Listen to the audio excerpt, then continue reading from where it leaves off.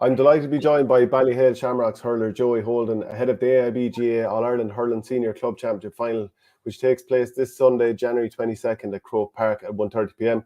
The AIB GAA All-Ireland Club Championships features some of hashtag the toughest players from communities all across Ireland. It's these very communities that the players represent that make the AIB All-Ireland Club Championships unique. Now in its 32nd year supporting the GAA Club Championships, AIB is extremely proud to once again celebrate the communities that play such a role in sustaining our national games. Joe, you've kind of been here before a number of times at this stage, both club and county. Do you very much take it in your stride coming into an All-Ireland final week?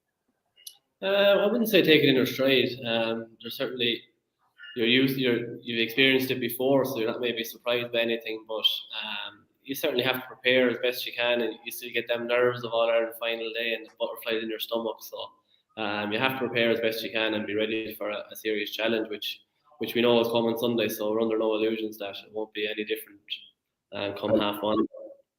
And what's the buzz like in the village at the moment?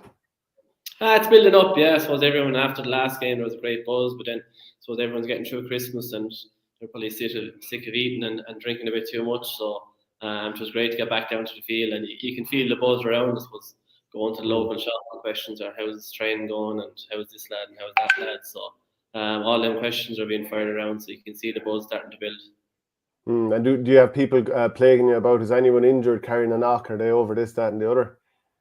Sure, the general questions. I think in fairness to Ballyhale people, they'll ask you that in the first round of the league in Kilkenny, as well as an All-Ireland final day. You know, it's always a great topic of conversation, so we're well used to Plumos and them people are giving them a bit of an answer, you know yourself.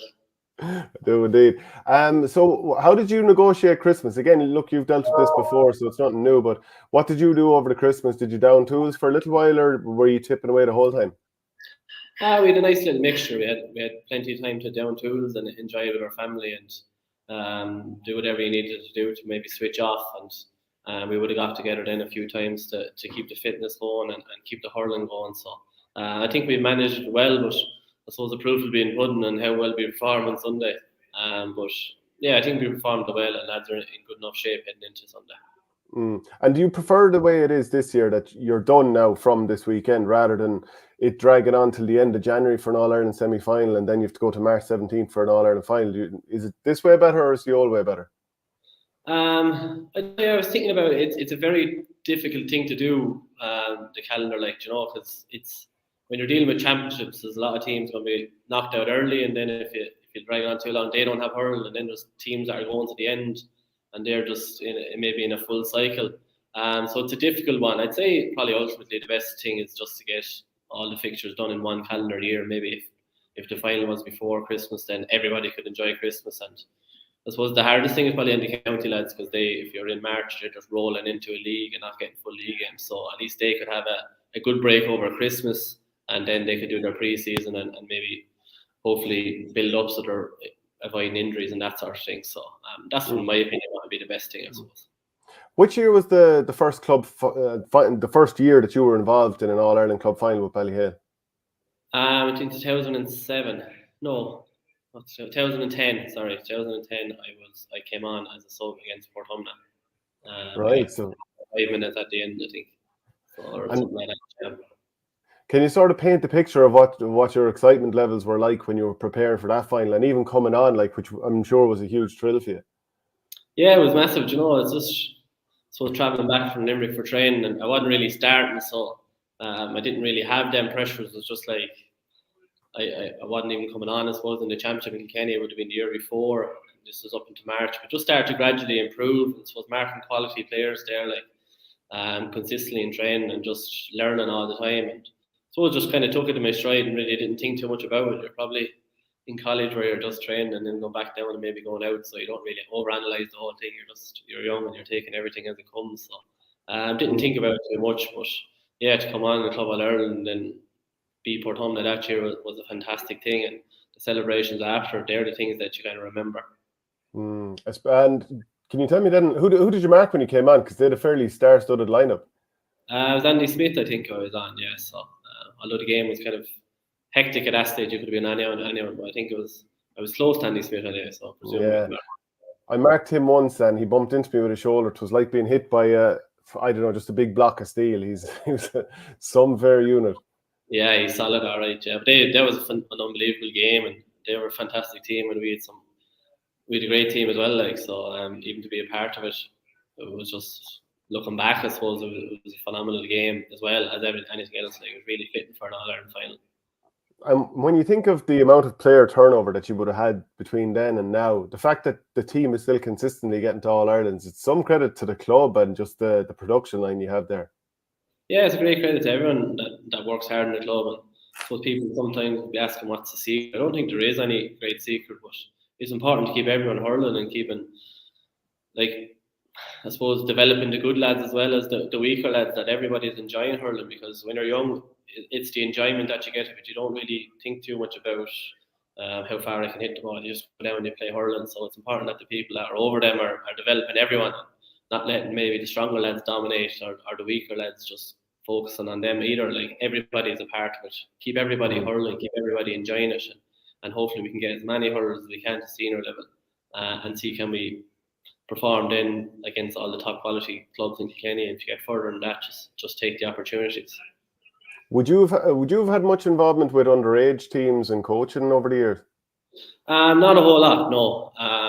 So it's just mainly from a time kind of perspective. When you're in Kilkenny, it's you're focusing on that for maybe 5-6 nights a week, training with that, so you don't really have much time. And with Ballyhale over the latter years, we've been going towards the end of the championships, so I suppose it's more the timing thing. I suppose helped out with small, but there with the under 13s there this year, but then it was gone away for the summer. So, but yeah, eventually. On your J1.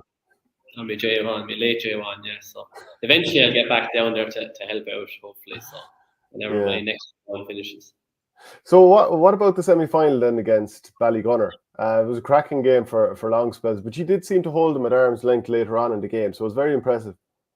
Yeah, absolutely. It was a tough game. I suppose looking back at it, they maybe missed a couple of scores at the end of the first half, started the second, and then we maybe got the grips. But it was nip and tuck. I thought a lot of the time you could look back further and say we missed scores here and there. So that was kind of the overall part of the game, that we missed goal chances, they missed a few scores. Just goes to show there wasn't a whole lot in it. But I think we performed well as a team, and I suppose just gave it everything that we had. We tactically got things fairly right, and it just goes to show when you do prepare well that these things will stand to you. So we'll have to bring that next Sunday. But for that game, certainly, not that we knew what to expect, but we knew if we hang in there that we have quality forwards that can get scores. And although they missed a couple of goals, they had great opportunities in creating them chances, but they worked fierce hard as well to limit the ball that was coming into the backs.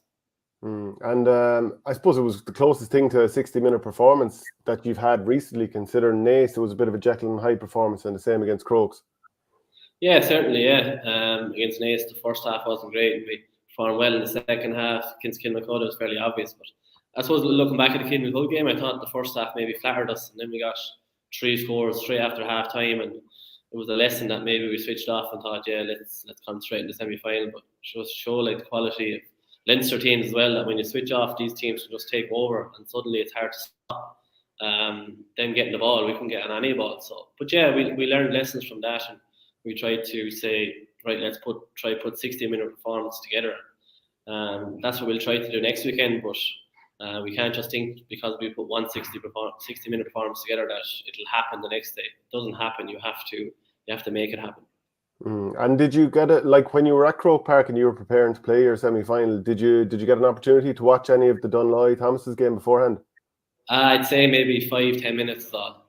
We sat out there and stand, and I just immediately you could just see the passion and everything that they brought, and the intensity that they brought. You know, I think there was 7 or 8 lads watching the match there beside us that didn't sit down once. This is in the first half, you know. So they bring a huge passion, but that passion mixed in with the skill and the pace that they have is lethal, you know. And they missed a few scores against St. Thomas's. They could have won that game maybe more comfortable if they did get all them scores. So I'm sure they'll be working on that to try capitalise on every opportunity that they have, and that's what we'll be up against on Sunday.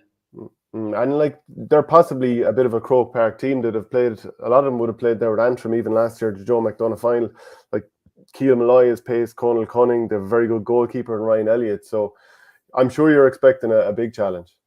Yeah, absolutely. Anytime you get to an All-Ireland final, it's not going to be simple. There's a big challenge that lies ahead.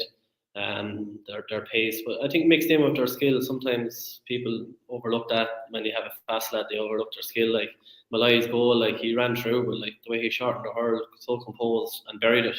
That shows the skill set, and that's right throughout their team. Their backs are comfortable on the ball. They use the ball very well. So if we're off the mark at all, we won't be competitive, let alone in line for victory. So we have to up our performance and improve it on the last day.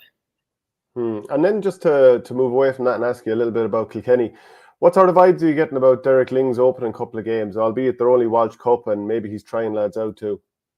Yeah, I was at the Offaly game, and listen, you have to be under no illusions that the lads train probably only played maybe 2 hurling sessions and train. I kind of know how it works at this stage, so they would have only done 2 collective hurling training sessions. So if you're going in there expecting an onslaught or lads to be zipping the ball around, it's not going to happen. But yeah, they're trying lots of lads out, but the vibe seems to be very good coming from the camp, more so than the supporters will have their own opinions. But the camp seems to be very good, and I suppose Brian there for so long and Derry takes over. There's ultimately going to be a change and a different bit, but it seems to be bringing a bit of freshness and a new approach, and suddenly everything is wide open. Places for panel are completely up for grabs, and places on the team are completely up for grabs, because Derek's mind is completely wide open. So he's brought in some of the under 20s. You see him at every club game that was in the championship there. So they're at every grade. So they've really tried to uncover all possible areas to get lads in and give them a chance. And that's what they're doing at the moment. And we'll have a few lads once we're finished to add to that and see can they make their mark. So I think it's exciting times. Ultimately, the championship was what decides how well the year went. But looking forward to the league as well to see how well they can perform. And do you think some of the under-20s like Garrod Dunn and Billy Drennan, who've been doing a bit of scoring already this year, can they step up this quickly, or do you think lads can step up age 19, 20 these days at senior level? Yeah, it's more difficult at that age, but Billy Drennan was impressive against Offaly, just his bit of skill and stuff like that. So the signs there are exciting. I know I haven't seen Garrod play a massive amount of games. He played against us and he's very dangerous, but the Tullaroan lads have been keeping their eye on him and letting us know about him since he was a young lad. So they're really excited about him as well. So that's exciting. But I think there's players there that we might unearth as well, and if they can break in, it would be wonderful. They'll have to most strengthen condition when the game gets faster. They'll have all this on top of them, but there should be no pressure on them lads. It's a great honour to represent Kilkenny, but all they have to do is concentrate on themselves and concentrate on making themselves better hurlers to try and make the Kilkenny team and take their chance when it comes.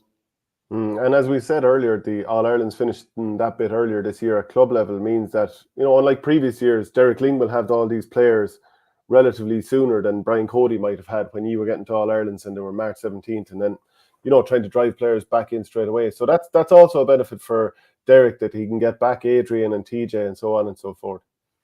Yeah, that's it, yeah, because I suppose you have to manage it well as well. Like, Derek, there's no point flogging them lads after a tough year last year, and then there would have been a few niggly injuries for lads, so you'll have to manage that and maybe give lads breaks where they need it and try to get them in some round to leave. Yeah, they'll have them back earlier rather than March, which I suppose is more difficult to manage. But he'll have tried a lot of lads within the Welsh Cup, and they're playing Wexford this weekend, and then at the start of the league, so he'll be starting to form the basis of his panel, and maybe he'll have a few spots to fill from Ballyhale lads as well, and see can any of them make their mark before ultimately decide their panel that'll be ready for championship.